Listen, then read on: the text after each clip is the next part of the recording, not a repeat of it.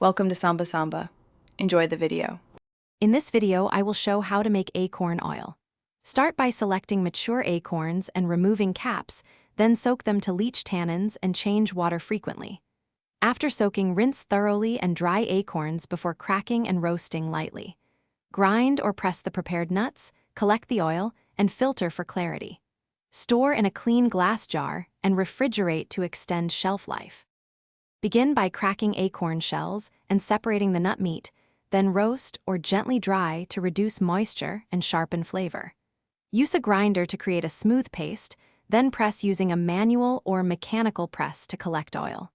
Filter the oil through fine cloth to remove solids and let it settle before transferring to a container.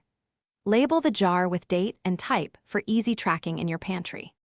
If you're finding this guide helpful, please subscribe and like to support the channel and get more homestead and food craft videos.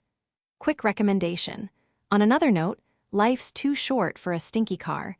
Grab Little Tree's black ice to keep your ride smelling great after a long harvest day. Check the description for the link and other deals, and now let's get back to the video. Test a small batch for bitterness and quality before scaling up to avoid waste and effort. Always leach tannins thoroughly by changing soaking water until bitterness disappears, then dry completely to prevent mold. Keep equipment clean and monitor oil aroma for rancidity, discarding if off. Small batches and careful storage help preserve flavor and nutrition, and labeling dates prevents accidental use of old oil. Thanks for watching. Consider subscribing if we helped you.